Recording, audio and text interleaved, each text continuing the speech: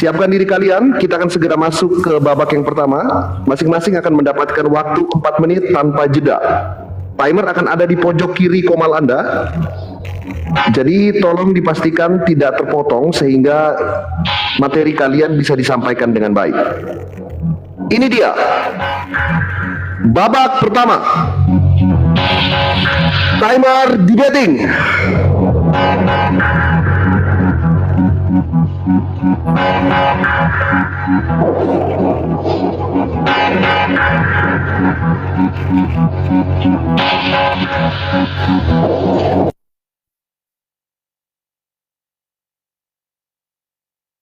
Oke, salve untuk kita semua. Selamat malam. Semoga kabar kita dalam keadaan sehat selalu. Kita senantiasa dibimbing, diberkati oleh Allah yang Maha Kuasa, Bapa, Putra, dan Roh Kudus. Amin. Oke, jadi pada malam hari ini dengan tema kapan Yesus jadi Kristus. Berbicara tentang kapan, berarti berbicara tentang waktu. Ya. Berbicara tentang kapan berarti berbicara tentang waktu. Ya, entah itu past tense, entah itu present tense, entah itu future tense. Nah, di sini saya ingin bermain gramatikal juga dengan Bang Juma, ya. Ya, seperti apa kita sama-sama memahami gramatikal, ya. Dan berbicara tentang Kristus berarti berbicara tentang Kristus dalam kekekalan masa lampau, ya. Saya tunjukkan datanya, ya.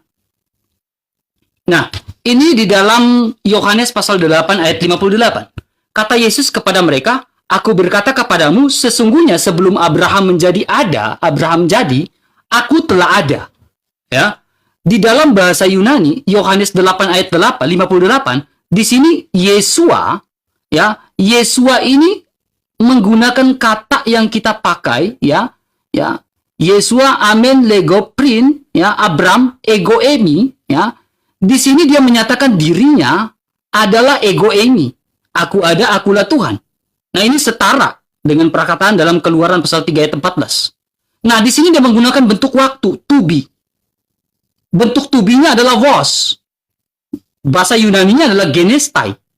Ya. Jadi Yesus Kristus mengatakan sebelum Abraham menjadi ada, aku telah ada. Ya. Saya melakukan sebuah komparasi dengan sebuah buku, ya, bukunya John F. Walford, ya. Buku ini dalam sebuah diterjemahkan oleh Cahya, oleh gambar sampul yakin, ya. Memang saya beli pada zaman itu, belum ada ISBN, tetapi saat ini sudah ada ISBN. Silakan dicek. Judulnya adalah Yesus Kristus Tuhan kita, ya. Bagaimana di halaman 15, dia mengatakan seperti ini. Ya. Dia mengatakan bahwa sebelum Abraham menjadi ada, aku telah ada. Ya, di sini. Aku telah ada. Ya. Sebagaimana, ya, ayat ini, pernyataan, ada beberapa pernyataan. Benarkah Yesus sudah ada sebelum dunia ada? Di halaman 17. Ya. Di sini, perkataan yang digunakan untuk pertama kali adalah firman itu adalah Allah. Yohanes 1 ayat 1. Perkataan pada mulanya, Yunani, dia menggunakan kata NRK. Ya. Merujuk pada suatu, pada masa kekekalan yang silam. Jadi NRK merujuk pada sesuatu kekekalan yang silam. Yang mustahil kita datangi.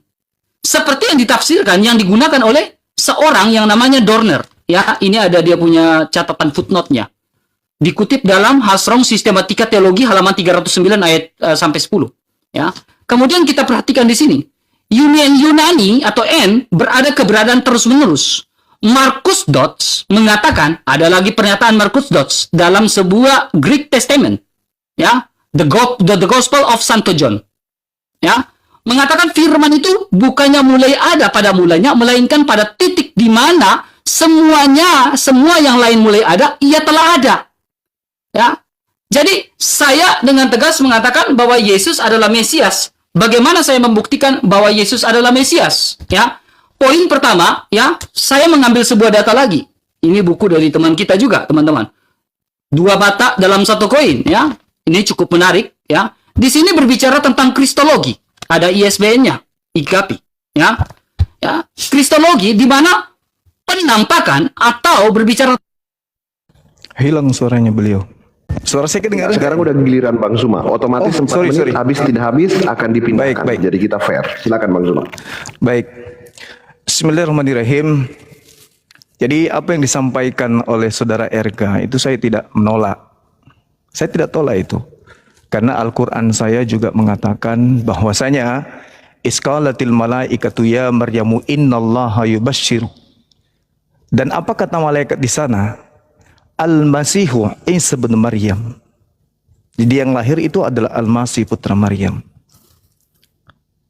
Saya mengakui itu meskipun di dalam kitab Tauratnya Bani Israel itu tidak ada Mesias yang menyindir Yesus anak Maria.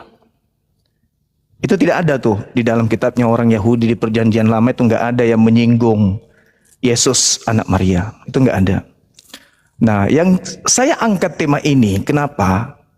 Karena di dalam Kisah Para Rasul 2 nomor 11, saya tunjukkan datanya ya.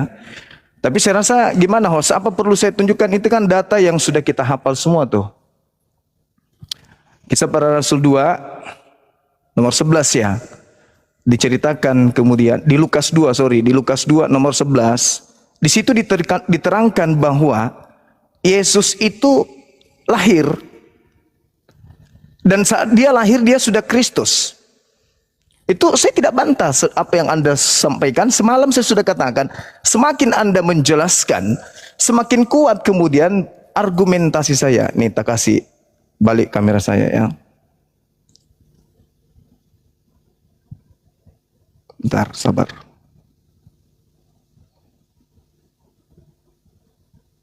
Nah ini akan membantu di dalam Lukas 2 ini, nih, nomor 11. Hari ini telah lahir bagimu. Tuh, juru selamat Kristus Tuhan di kota Daud. Ini data nih. Ini data. Lukas 2. Di sini diceritakan bahwasanya Lukas 2 ini telah lahir bagimu juru selamat Kristus di kota Daud. Telah lahir. Artinya dia pada saat lahir itu memang sudah Kristus. Yang jadi permasalahan di dalam Kisah Para Rasul 2 nomor 36. Nih. Di sini diterangkan dengan sangat jelas bahwasanya jadi seluruh orang Israel harus tahu dengan pasti bahwa Tuhan telah membuat Yesus, oknum yang kamu salibkan itu, menjadi Tuhan dan Kristus. Dia baru dijadikan pada saat dia disalibkan. Setelah dia disalibkan, baru dia menjadi Tuhan dan Kristus. Pertanyaan saya, ini siapa? Kalau anak Maria kan dari lahir sudah Kristus. Ini dia butuh disalib dulu baru dijadikan sebagai Kristus.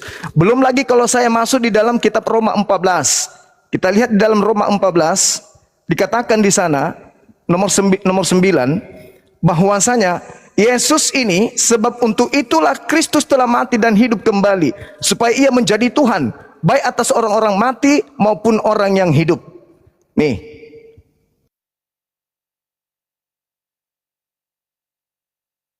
Baik, yang pertama saya menyampaikan permintaan maaf kepada Bang RK dan Bang Zuma. Terpotong bicaranya karena timer ya. Jadi kita benar-benar fair. Makanya saya bilang lihat di atas itu ada timer. Supaya nanti kalian benar-benar manfaatkan waktunya. Supaya dielaborasi dengan baik dan tidak terpotong. Saya dan terima kasih untuk kalian berdua sudah menghadirkan data masing-masing. Di sini ditekankan bahwa Bang RK pada menit Anda pukul 19:31 waktu saya atau pukul 20 waktu 31 waktu Anda itu membahas tentang historical time ya, kapan waktu terjadi. Ini nyambung dengan pernyataannya Bang Zuma yang membutuhkan pertanggungjawaban keimanan Bang RK tentang kontradiktif yang terjadi yang diceritakan di Injil Lukas, lalu kemudian di Kisah Para Rasul yang dijelaskan oleh Bang Zuma pada menit ya ke-38 di pukul 19 atau pukul 20 waktu kalian. Nah, ini nanti tolong dijawab dan saya kasih kemudahan ya teman-teman, dan dari 4 menit saya akan tambah 1 menit lagi menjadi 5 menit. Sepertinya terlalu terburu-buru untuk kalian menjelaskan, ini nggak enak. Jadi dari 4 menit timer akan saya reset menjadi 5 menit. Nah teman-teman, abang-abang yang terhormat, nanti lihat di atas waktunya berjalan. Jadi supaya bisa tidak terpotong gitu, bisa dipaskan waktunya.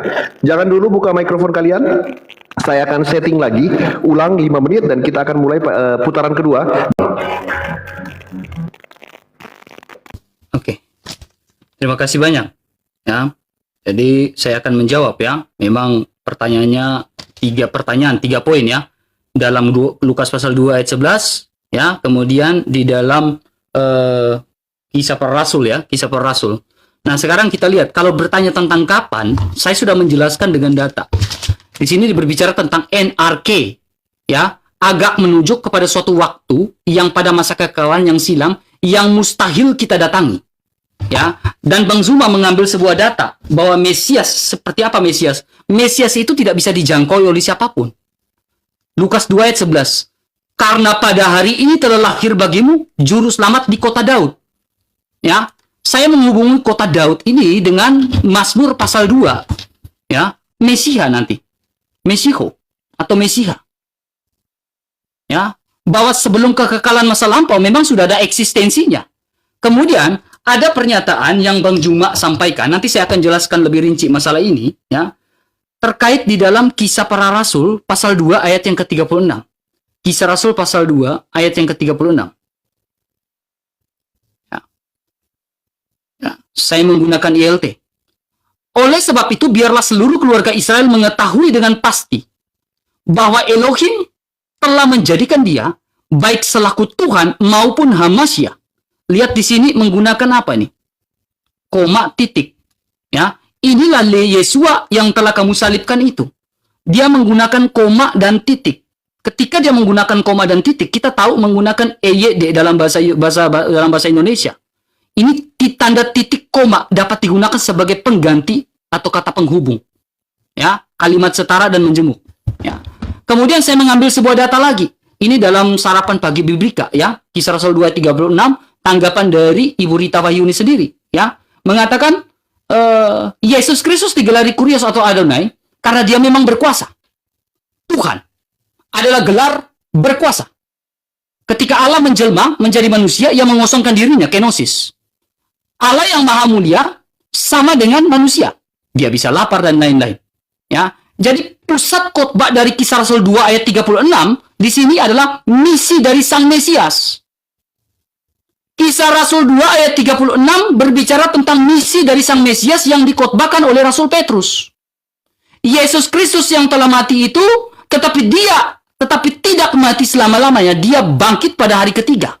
Dan misinya terselesaikan sehingga mengatakan tetelestai. Sehingga dia itu adalah Tuhan. Memang dia adalah Tuhan berdasarkan nubuatan dari Yesaya pasal 53. Ya, ia dihindari. Bahkan ia dipukul penyakit kita. Dipikul.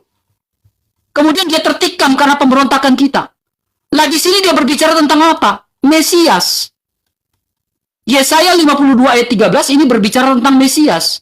Hamba yang menderita. Hamba yang menderita ini adalah Mesias. Dan betul kata Bang Juma, sesuai dengan Kisah Rasul pasal 2, Lukas pasal 2 ayat yang ke-11. Ya. Di dalam Lukas pasal 2 ayat yang ke-11 yang memang berbicara tentang Mesias. Ya, saya membuka di sini dalam Lukas pasal 2 ayat yang ke-11, ya. Dalam Lukas pasal 2 ayat yang ke-11. Ya. Bang Juma mengatakan adalah Mesias, betul. Mesias, Yesus adalah Mesias berdasarkan nubuatan-nubuatan dalam Yesaya 53 dan juga Yesaya 52. Saya bisa tunjukkan data sehabis ini. Tetapi yang menjadi pertanyaan saya, yang menggelitik, apakah Bang Juma meyakini bahwa Isa itu adalah Yesus? Itu menggelitik. Pertanyaan Bang Juma seolah-olah Isa adalah Yesus. Ingat, di dalam Kisah Rasul 2 ayat 36 berbicara tentang khotbah Petrus bahwa memang Yesus Kristus menggenapi segala sesuatu yang tertulis di dalam nubuatan. Dan memang dia adalah Kristus, makanya disebut sebagai Hamasya dan mendapatkan gelar sebagai Tuhan, pemilik, penguasa. Ya, pertanyaan saya simpel. Apakah Bang Juma mengakui Isa sebagai Yesus? Sehingga membuat sebuah pertanyaan seperti itu. Kemudian pertanyaan kedua saya, Bang Juma, adalah, ya, dalam esensi tentang Mesias, pandangan Bang Juma, maksud dan arti dari Mesias itu apa? Apa arti dari Mesias? Pandangan dari Arab atau pandangan dari Israel? Ya.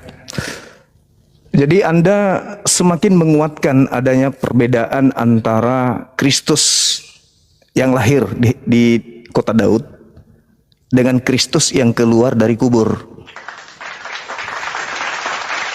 Saya kasih data kepada Anda ya, supaya Anda lihat secara cermat apa yang ada di dalam pernyataan khutbah Petrus. Sederhana kok ini. Kalau kita melihat dari data 31, nih. Karena itu ia telah melihat ke depan dan telah berbicara tentang kebangkitan Mesias. Ketika ia mengatakan bahwa dia tidak ditinggalkan di dalam dunia orang mati. Ini berbicara mengenai kenaikan Mesias. Tidak ditinggalkan di dunia orang mati. Lalu kemudian, dagingnya tidak mengalami kebinasaan. Dagingnya tidak mengalami kebinasaan. Berarti Kristus yang lahir di kota Daud, itu dagingnya tidak ditinggal di kubur, dan dagingnya tidak kemudian mengalami kebinasaan. Itu Kristus yang lahir di kota Daud, yang dilahirkan oleh Maria. Sedangkan yang dikatakan kemudian di data 36-nya ini adalah oknum yang baru disebut Kristus setelah mengalami penyaliban. Nanti setelah mengalami penyaliban, kemudian baru dia diangkat, dilantik menjadi Tuhan. Ini adalah oknum yang berbeda. Kalau Kristus di data nomor 3132, Kristus yang asli, itu kemudian dagingnya tidak mengalami kebinasaan, dan dia tidak ditinggalkan di kubur. Bagaimana dengan disalib? Disalib mati, disalib dikubur. Sedangkan ini adalah kemarahan Petrus kepada mereka yang kemudian menjadikan oknum tersebut sebagai korban.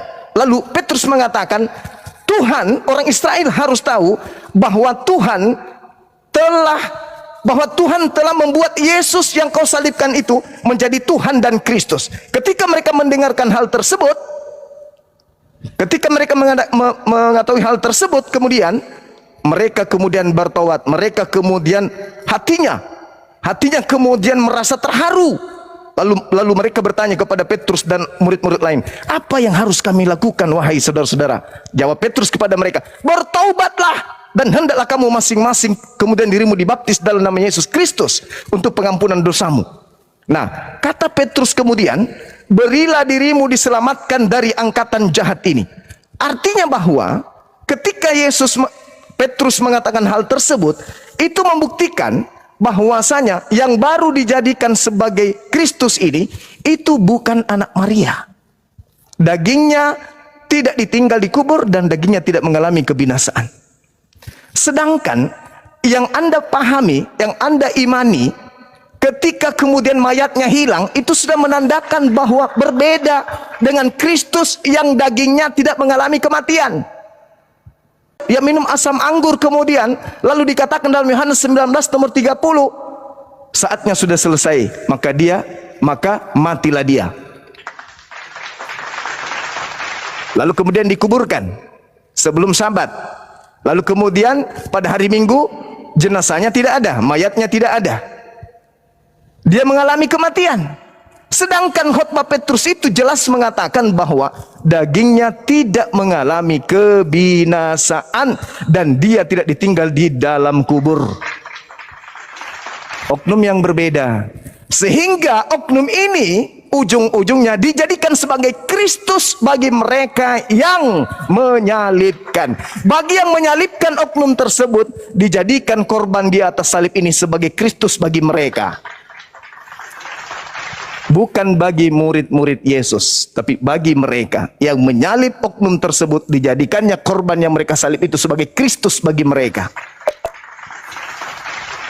Pertanyaan saya, apakah anak Maria mengalami kebinasaan? Apakah kemudian anak Maria mengalami maut? Kalau mengalami maut, lalu siapa yang dikatakan dagingnya tidak mengalami maut? Oke? Pertanyaan Anda, apakah saya mengakui Al-Masih adalah Yesus, Yesus adalah Isa alaihissalam? Saya katakan iman kami sudah sempurna. Nabi Isa datang kepada Bani Israel. Kalianlah yang bermasalah antara Yesus, anak Maria, dan Yesus yang disalib. Itu adalah oknum yang berbeda. Secara aturan untuk Bang Zuma tidak ada catatan apapun. Karena pertanyaan dari Bang RK sudah dijawab.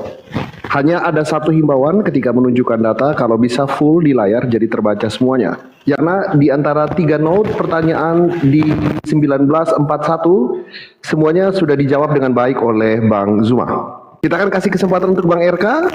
Aturan hanya berlaku di atas, kolom komentar bebas teman-teman. Sekali lagi perhatikan timernya biar tidak terpotong. Silakan Bang RK. Terima kasih. Jadi pertanyaannya adalah apakah itu Yesus anak Maria? Saya bilang yes, itu Yesus anak Maria. Seperti yang dinubuatkan dalam kitab-kitab sebelumnya, ya. Bahwa ketika manusia jatuh ke dalam dosa, manusia mengalami kematian. Dan ketika manusia mengalami kematian, ya, Allah menjanjikan yang namanya Mesias lagi, Mesias. Ya, datanya di mana Allah menjanjikan Allah Mesias? Ya. Nih. Ini dalam Targum Jonathan, Kejadian 3 ayat 15. Dia menggunakan apa? Beyome Malkah Mesiha. Ya, memang Mesiha seperti Lukas 2 ayat 11 yang dibawa adalah dari keturunan Daud. Ya. Dari keturunan Daud, anak Maria. Ya, anak Maria secara jasmania. Itu anak Maria. Dan yang mati adalah Yesus Kristus. Mengapa? Karena memang sudah dinubuatkan sebagai hamba yang menderita. Ini dalam Targum Jonathan lagi. Yesaya 52 ayat 13. Ya, itu Yesus anak Maria. Karena memang apa? Mesias harus menanggung segala sesuatu seperti yang dinubuatkan, seperti yang tertulis dalam Targum Jonathan juga. Bahwa yang datang itu adalah Mesias yang disebut sebagai raja. Ya, dan hamba yang menderita di sini, ya, my servant the Messiah. Messiah, Mesiha. Hamba yang menderita adalah Yesus Kristus dan memang dia adalah Mesias. Di sini saya membuktikan bahwa Yesus adalah Mesias sesuai dengan nubuatan Yesaya 53 dan juga Yesaya 52 dalam Targum Jonathan memang mengatakan itu adalah Mesias. Dan Bang Juma sendiri sudah mengatakan bahwa Lukas 2 ayat 11 adalah Mesias. Adalah Mesias. Dan memang Mesias menderita. Yesaya 53, Yesaya 52 ayat 13 menderita dia. Karena memang apa? Dosa yang mengakibatkan kematian. Karena kematian mengakibatkan dosa. Dan maka dari itu, obat dari dosa-dosa manusia seperti yang tertulis dalam Targum Jonathan adalah apa? Dalam Targum Jonathan adalah Mesias. Ya. Saya terjemahkan ke Indonesia. Dia mengatakan obatnya adalah Raja, Mesiha. Ya. Dan memang Mesias menderita seperti Targum Jonathan yang dalam Yesaya 52 ayat yang ke-13. Dan memang itu adalah Mesias. Bukan yang lain. Atau Yesus yang lain yang disalibkan. Kalau Yesus yang tidak disalibkan, yang utuh badannya, yaitu adalah Isa Barabas, Yesus Barabas. Yang tidak mengalami sakit, yang tidak mengalami apa adalah Yesus Barabas. Yang tubuhnya utuh, Yesus Barabas. Tetapi Yesus anak Maria disalibkan. Karena memang dia harus menggenapkan segala nubuatan tentang Mesias itu. Mesias menderita. Ya. Ya, Mesias menderita. Ya. Sehingga pertanyaan saya untuk Bang Juma, ya. Ya, saya minta data yang secara yang betul-betul legalnya bagus ya. Menurut Bang Juma, ya, tunjukkan data apa arti dari Mesias. Ya, saya minta data yang lengkap. Apa arti dari Mesias? Karena Mesias ini datang dari Israel. Apa arti dari Mesias? Ya, ya. Pengakuan dari seorang yang namanya Longinus, ya. Pengakuan dari seorang yang nama Longinus, nih saya tunjukkan. Ya. Ini dalam katakombe ya .org, seorang yang namanya Longinus mengakui bahwa Yesus adalah Mesias, anak Allah yang hidup. Nih, seorang yang namanya Longinus. Dan bukan cuma Longinus, Petrus pun mengakui bahwa Yesus adalah Mesias, anak yang Allah yang hidup. Dalam Matius pasal 16 ayat yang ke-18. Nanti saya buka setelah ini. Pertanyaan saya minta Bang Juma tunjukkan data yang secara legal arti dari Mesias. Ya, sesungguhnya data yang valid sehingga kita memahami Mesias itu apa. Silakan. Oke, itu pelajaran anak SD itu ya teman-teman. Tapi nggak apa-apa, kita ikuti kemauan beliau. Nih, Anda tinggal searching. Anda kan searching juga tuh. Nih, Al-Masih. Nih, Masiah. Yang berarti yang diurapi. Apakah cuma Yesus yang diurapi? Banyak yang diurapi. Salomo diurapi, Elisa diurapi, Harun diurapi, Henok diurapi. Bukan cuma Yesus yang diurapi. Jadi bukan cuma Yesus yang Mesias. Oke. Nah, kemudian Anda tadi mengatakan bahwasanya itu adalah Yesus. Di Petrus 2 itu, saudara, di Petrus 2 jelas dikatakan bahwasanya Mesias yang dinaikkan Tuhan, ya kita lihat lagi ya di Kisah Para Rasul. Nih, kitab Anda nih. Karena itu ia telah melihat ke depan dan telah berbicara tentang kebangkitan Mesias. Ketika ia mengatakan bahwa dia tidak ditinggalkan di dunia orang mati. Dan bahwa dagingnya tidak mengalami kebinasaan. Yesus inilah yang dibangkitkan Tuhan. Dan tentang hal itu kami semua adalah saksi. Dan sesudah ia ditinggikan oleh tangan kanan Elohim. Jadi dia ditinggikan oleh tangan kanan Elohim. Siapa dia? Dia yang tidak mengalami kematian. Dia menerima Roh Kudus yang dijanjikan itu. Maka dicurahkannya apa yang kamu lihat dan dengar di sini. Sebab bukan Daud yang naik ke surga. Malahan Daud berdiri berkata, Tuhan telah berfirman kepada Tuanku, duduklah di sebelah kananku, sampai kubuat musuh-musuhmu menjadi tumpuan kakimu. Jadi seluruh kaum Israel harus tahu dengan pasti bahwa Allah telah membuat Yesus yang kau salibkan itu menjadi Tuhan. Ingat ya, Yesus yang tidak mengalami kematian tadi itu diangkat oleh tangan kanan Elohim. Bukan diangkat oleh manusia. Bukan diangkat, ditinggikan oleh manusia. Sebagaimana yang dijelaskan dalam Yohanes 8, nomor 28. Ditinggikan oleh manusia, yaitu tentara Romawi. Kalau yang dagingnya tidak membusuk ini, yang tidak jadi mayat ini, yang kemudian tidak dikubur ini, itu ditinggikan oleh malaikat tangan kanan Elohim. Tangan kanan Elohim yang menaikkan. Bukan tentara Romawi. Itu yang perlu Anda pahami dengan baik. Kemudian ini kita lihat. Nih, sesudah meminum anggur asam itu, lalu dia mengatakan sudah selesai kepada kepalanya dan kemudian dia katakan dia menyerahkan nyawanya, lalu mati dia, mengalami kebinasaan. Itu satu. Kemudian dikatakan dalam Yohanes 20, nih, Yohanes 20 nih, kitab saudara.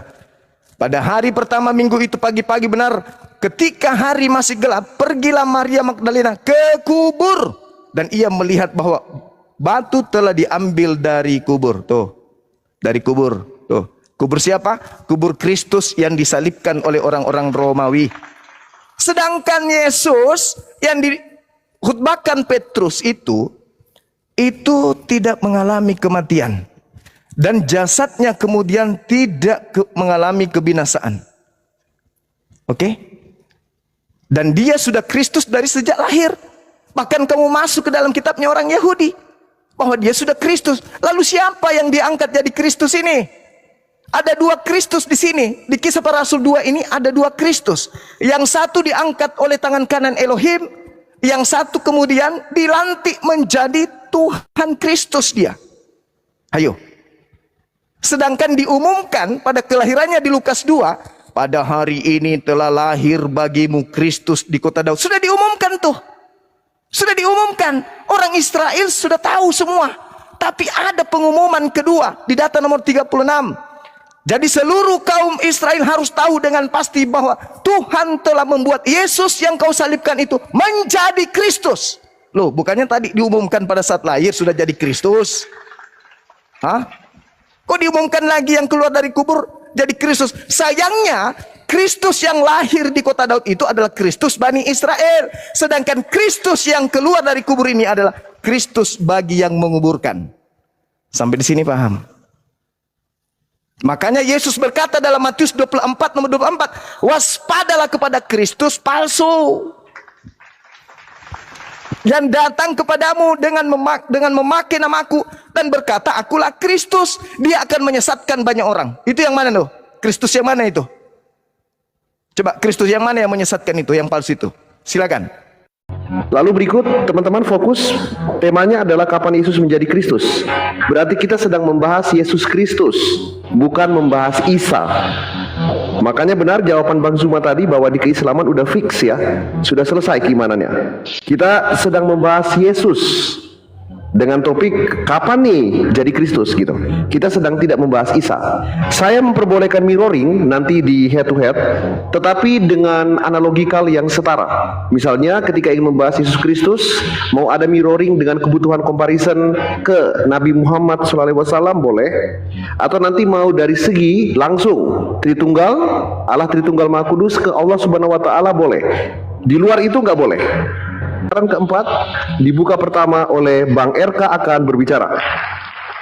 Oke, terima kasih. Jadi saya sampaikan beberapa data ya. Kapan Yesus menjadi Kristus? Sejak semula. Ya. Dia eksis dalam nubuatannya. Mazmur 2 ayat 2. Raja-raja dunia bersiap-siap dan para pembesar bermufakat bersama-sama melawan Adonai yang diurapi. Ya. Dan yang diurapi ini memang dikatakan dalam ini adalah Mesias, Mesio. Ya. Kemudian tadi saya ingat ya ada beberapa pandangan dari Bang Juma bahwa semua itu adalah pandangan dari Bang Juma yang mengatakan bahwa maaf saya harus ambil lanjut ini mengatakan bahwa dia binasa. Ya, dia binasa.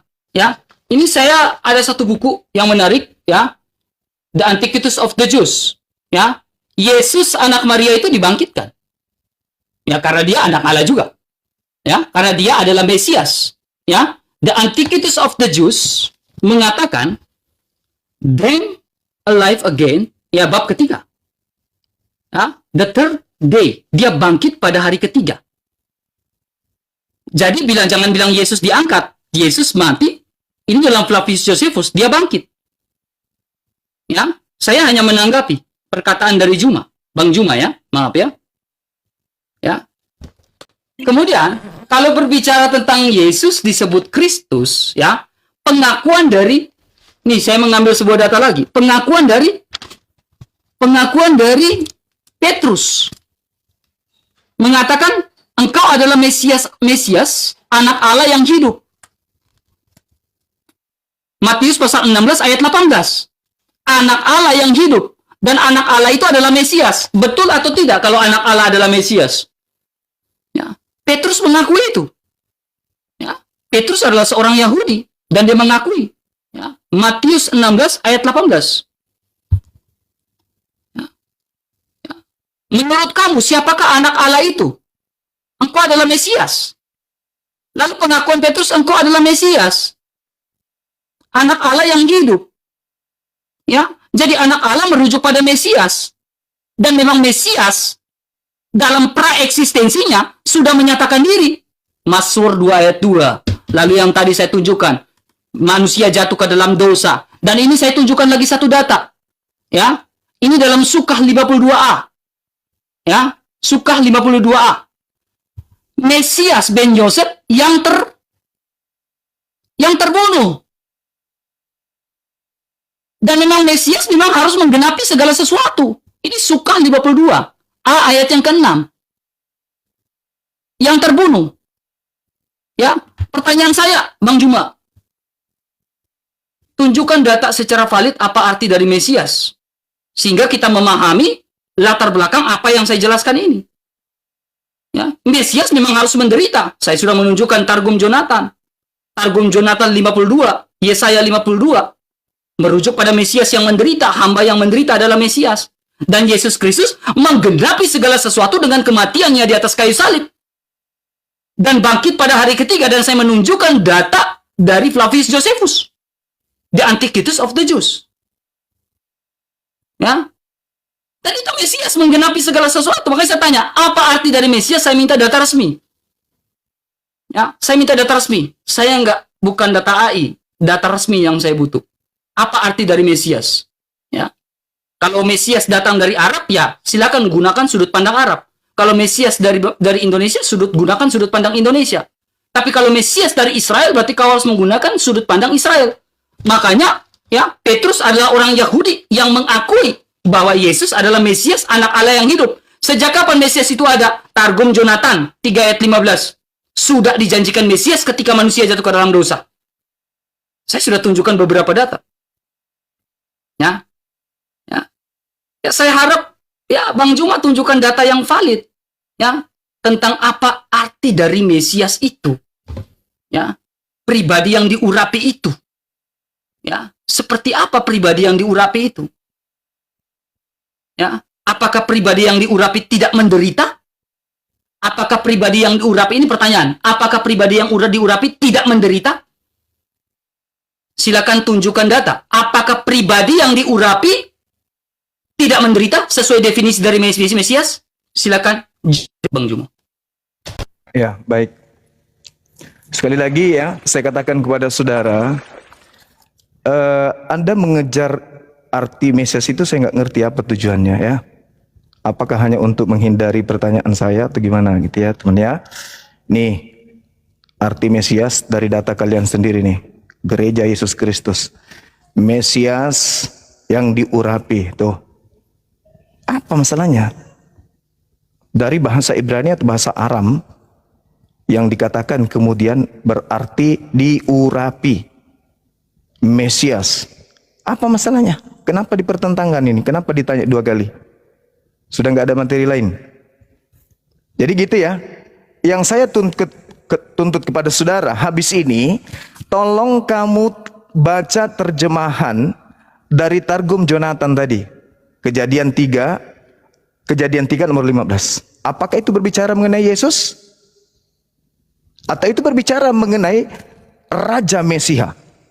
Orang Yahudi punya raja, bukan Kristus. Dalam arti kata Yesus, karena di situ tidak bercerita tentang oknum, itu bercerita tentang hukum Taurat. Siapa yang menjalankan hukum Taurat, maka dia akan menghancurkan kepala iblis.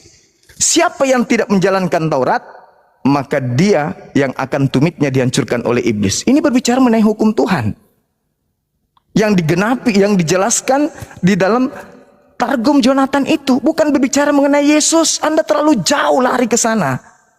Yang saya ingin tahu di sini, Kristus yang keluar dari kubur itu siapa? Yang diceritakan dalam Kisah Para Rasul ini loh.